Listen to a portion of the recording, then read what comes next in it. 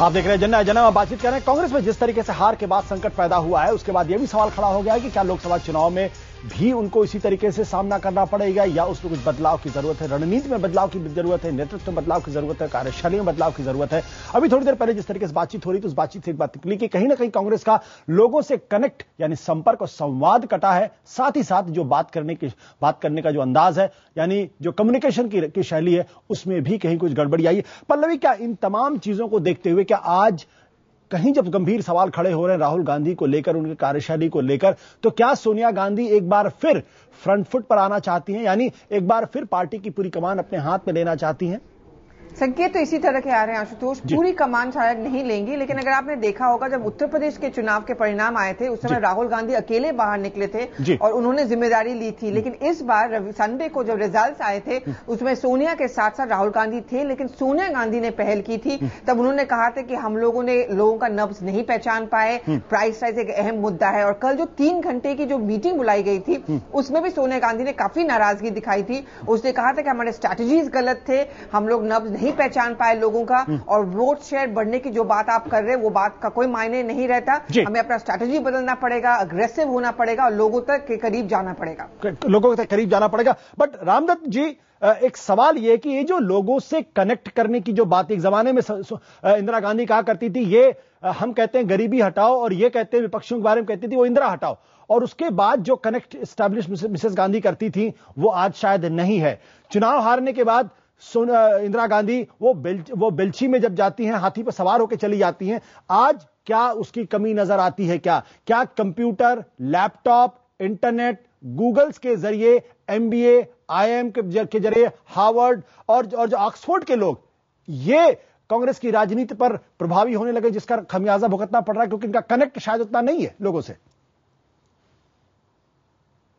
देखिए, जब आप कनेक्ट की बात करते हैं तो इंदिरा जी की बात आपने की या नेहरू जी की बात की, तो उनका तमाम लोगों से सीधा संपर्क था। बहुत सारे लोगों के साथ जेल गए, बहुत सारे लोगों के साथ आंदोलन में रहे। अब दुर्भाग्य से राहुल जी का और सोनिया जी का कोई उस तरह का नहीं है, उनसे मिलना भी मुश्किल है, पार्टी के लोग भी नहीं मिल सकते। या अगर आप उत्तर प्रदेश की ही बात देख लीजिए तो वो आते हैं और लखनऊ से अमेठी जाके लौट जाते हैं, लखनऊ से रायबरेली जाके लौट जाते हैं। अगल बगल के जिलों से, अगल बगल के लोगों से भी कोई वो संपर्क करने की कोशिश नहीं करते हैं। तो कहीं न कहीं न तो उनका पार्टी के नीचे तबके के, जब पार्टी का जो आदमी है, वर्कर है, जो पोलिंग बूथ पे लड़ता है, जो पान की दुकान पे बहस करता है, उसको जब कहीं न कहीं ये भरोसा होता है कि मुझे टॉप नेतृत्व जानता है, मुझे कोई दिक्कत आएगी तो मैं वहां जा सकता हूं, तभी तो वो लड़ता है। आज कांग्रेस के जो प्रांतीय नेता हैं उनको भी ये भरोसा नहीं, उनकी भी सीधी पहुंच नहीं है। तो ये बहुत बड़ा संकट है और इसीलिए लोगों की जो आवश्यकताएं हैं, लोगों की जो भावनाएं हैं, वो भी वहां तक नहीं पहुंचती। लेकिन एक बात इस बहस में मैं और आपका इशारा करना चाहता हूं कि जो साख खराब हुई है उसमें भ्रष्टाचार को लेकर बहुत बड़ी लोगों के बीच में ये चर्चा है कि कांग्रेस पार्टी भ्रष्टाचार को रोकने के बारे में बिल्कुल गंभीर नहीं है। और जिस तरह से जन लोकपाल बिल को मुद्दा इन्होंने हैंडल किया, तो कांग्रेस पार्टी की जो लीडरशिप है वो एक भ्रष्टाचार को लेके, क्योंकि आज जो टैक्स पेयर है, इतनी बड़ी तादाद में युवक हैं, लोग हैं, सीधे सैलरी से हर महीने टैक्स करता है, तो लोग चाहते हैं कि जवाबदेह सरकार हो और पैसे का हिसाब मिलना चाहिए। बिल्कुल, रामजन जी बहुत चिड़े हुए हैं। रामजन जी, जो बातें आपने भ्रष्टाचार का जिक्र किया, लेकिन थोड़ी देर पहले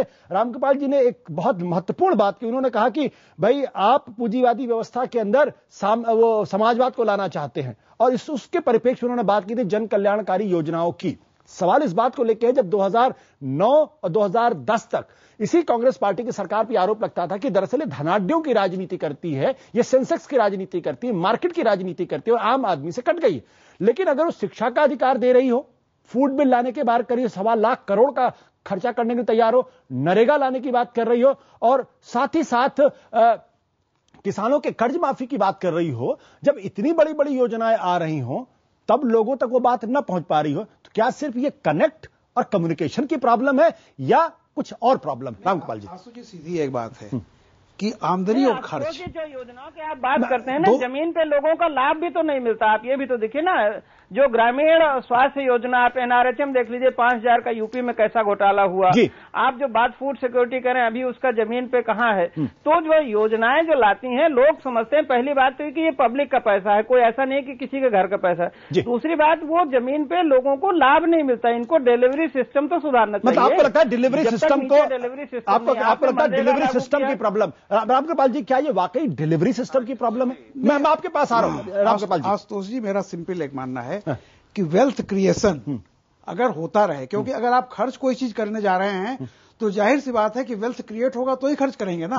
वरना क्या होगा कि आप सड़क न बना करके लैपटॉप बांटेंगे, क्योंकि सरकार, अगर फूड बिल के बारे में बात हो, हर भूखे पेट को खाने की बात हो, तब भी वोट ना मिले। वही मैं इसीलिए कह रहा हूं ना कि आपके पास वो सीमित पैसा है, एक पैसा है जो टैक्स पेयर की मनी है। आप वो जब किसी सेक्टर पे खर्च करेंगे तो इसका मतलब दूसरी जगह पे नहीं होगा। हिंदुस्तान ये अफोर्ड नहीं कर सकता है कि आप इंफ्रास्ट्रक्चर डेवलपमेंट छोड़ करके आप फूड बिल पे वो चले जाएं। दोनों में एक सामंजस्य बिठा, इसलिए मैं जब कह रहा था गरीब तो वोट देना कम से कम। चलिए ठीक है, इंफ्रास्ट्रक्चर वाला गाड़ी पे चलने वाला ना दे। चौधरी चरण सिंह ने बहुत अच्छी बात कही थी, हिंदुस्तान आजाद हुआ है, उसे भिखारी मत बनाइए, उसे कर्ज मत दीजिए, उसे इंफ्रास्ट्रक्चर दीजिए, सड़क दीजिए, वो मंडी तक पहुंचे।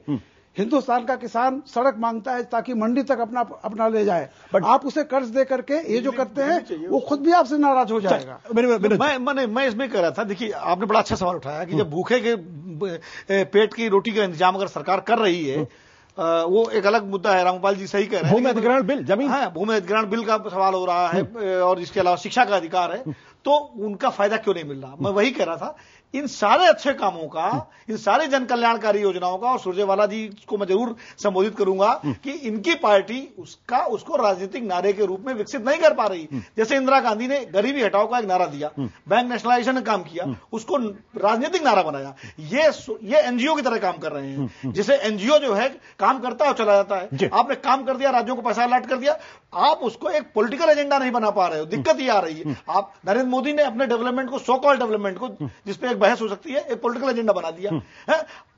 अशोक गहलोत ने काम किया, लेकिन वो अपने डेवलपमेंट के काम को, गवर्नेंस के काम को पॉलिटिकल एजेंडा नहीं बना पाए। बड़े बड़े धुरंधर नेता हैं जो देश चला रहे हैं, वो इतनी सी छोटी सी गलती कर पाएंगे? उसको वही मैं बता रहा कि आप जब तक आप राजनीति में नेतृत्व नारा बनाना ही तो उनका काम है। समस्या राहुल गांधी ने, मैं सोनिया गांधी की बात नहीं कर रहा हूं, सोनिया गांधी का टाइम उन्होंने 2009 में सरकार ले आई, 2004 में अटल बिहारी वाजपेयी जैसे नेता के सामने उन्होंने यूपीए 1 बना दिया, तो उन्होंने बहुत कंट्रीब्यूट। राहुल गांधी जी की दिक्कत ये है कि ये लड़ाई, ये राजनीति अब राहुल गांधी को करनी है। वो राजनीति से अपने पीछे कर लेते हैं, वो भाषण देकर लौट आते हैं, वो किसी मुद्दे पर जो है सामने नहीं आते, लोगों से इंटरेक्ट नहीं करते, मीडिया से कोई नेगेटिव मानते हैं। दिल्ली के कितने संपादकों से बात की उन्होंने, बताइए आज तक?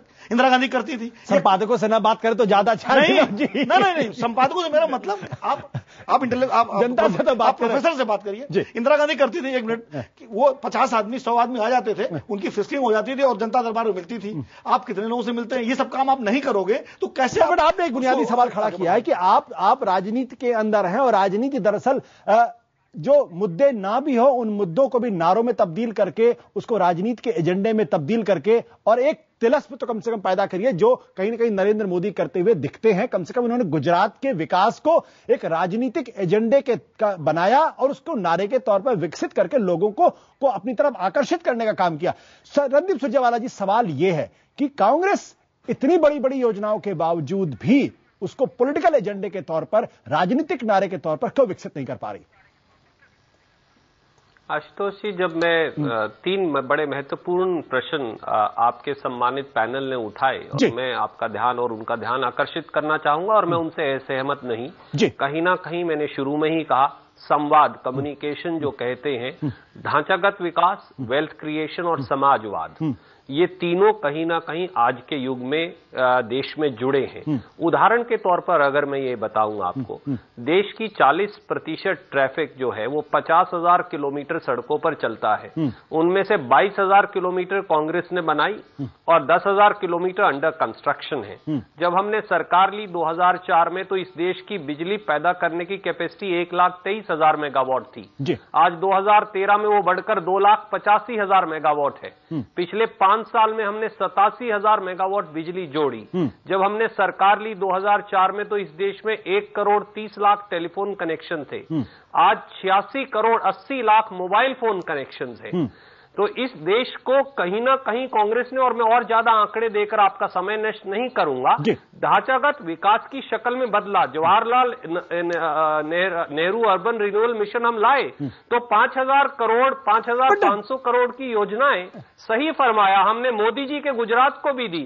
2800 करोड़ रुपया योजनाओं के क्रियान्वयन के लिए। ये सारी बातें हम स्वीकार कर सकते हैं, लेकिन सवाल इस बात को लेकर यह है कि नरेंद्र मोदी गुजरात के विकास को देश के राजनीतिक पटल पर एक बड़े एजेंडे के तौर पर, एक बड़े मॉडल के तौर पर पेश करने में कामयाब हो जाते हैं।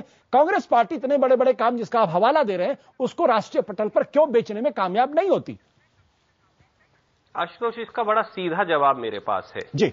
जो काम मुझे लगता है कि यूपीए की सरकार ने यूपीए 1 और यूपीए 2 में किया, समाजवाद, ढांचागत विकास, बुनियादी विकास, कल्याणकारी योजनाओं को अधिकार से जोड़कर, मुझे लगता है कि शायद वो पिछले 50 वर्ष में भी भारतीय राष्ट्रीय कांग्रेस नहीं कर पाई। जिस प्रकार की नीतियां, कानून और संवाद हम लेकर आए, जहां तक संवाद का प्रश्न है और ग्राउंड लेवल पर उसका राजनीतिक लाभ उठाने का प्रश्न है, मैं आदरणीय रामकुमार जी से सहमत हूं कि शायद हम उसका राजनीतिक मसौदा बनाकर राजनीतिक लाभ नहीं प्राप्त कर पाए। और उसका ये कहीं ना कहीं कारण था कि इन 4 प्रांतों में हम उतने इफेक्टिवली अपनी बात कह नहीं पाए। दिल्ली में एक उदाहरण, केवल एक लाइन का आपको दूंगा। आशुतोष जी, मैं आपसे पूछता हूं और आपके दर्शकों से, क्या 15 साल में दिल्ली बदली नहीं? ढांचागत विकास में, मेट्रो में, बसेस में, फ्लाईओवर्स में, रोड्स में, एमिनिटीज में, फैसिलिटीज में, स्वास्थ्य में, दिल्ली पूर्णतः शीला दीक्षित जी के नेतृत्व में कांग्रेस ने बदला।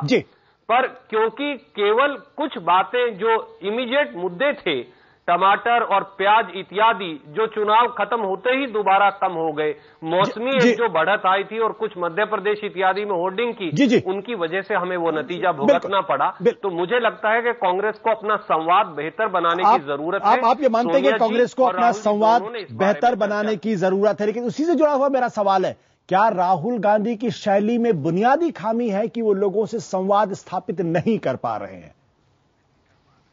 मैं आशुतोष जी इससे असहमत हूं और सादर में 2 बातें इसके बारे में कहना चाहूंगा।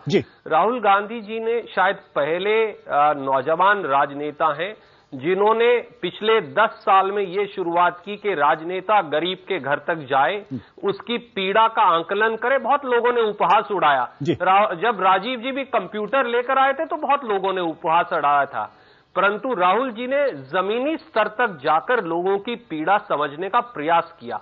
राहुल जी ने पहली बार कांग्रेस का संगठन, जो एक तरह से बड़ा मजबूत भी है पर कम बदलाव एक्सेप्ट करता है, उस संगठन को बदलने का एक अनूठा प्रयास भी किया, एक खूबसूरत एक्सपेरिमेंट किया, जिससे नए लोग जो राजनीति से जुड़े नहीं, परंपरागत तरीके से वो आए। मुझे लगता है कि हमें इसे और आगे ले जाने की आवश्यकता है। राहुल जी ने जो नेतृत्व दिया, पहली बार ये कहा कि मुझे सरकार की आवश्यकता नहीं, मैं संगठन में काम करूंगा। कितने ऐसे व्यक्ति हैं जो सरकार का प्रलोभन छोड़कर संगठन में काम करेंगे, बड़े से बड़े पद जो ले सकते हैं। रणदीप जी, मुझे आपने जो बातें कही उन बातों पर फिलहाल गौर तो जरूर करना चाहिए, लेकिन मैं एक बात कहना चाहता हूं अपने इस बातचीत के अंत में, और वो ये बात है कि हिंदुस्तान 120 करोड़ लोगों का मुल्क है। यहां पर आप किसी मैनेजर की तरीके से या किसी सीईओ की तरीके से काम नहीं कर सकते हैं। अगर आपको 120 करोड़ लोगों से संवाद स्थापित करना है, अपनी मार्केटिंग करनी है, अपनी ब्रांड बिल्डिंग करना है, तो उसके लिए आपको एक मजे हुए नेता की तरीके से करना होगा, जैसे कभी इंदिरा गांधी क्या करती थी, या आज कहीं ना कहीं जिसकी छवि हमको नरेंद्र मोदी में दिखाई पड़ती है। आप उसकी शैली से सहमत होइए या न सहमत होइए, लेकिन कम से कम गुजरात के मॉडल को उन्होंने एक तरीके से देश के सामने रखने का काम किया।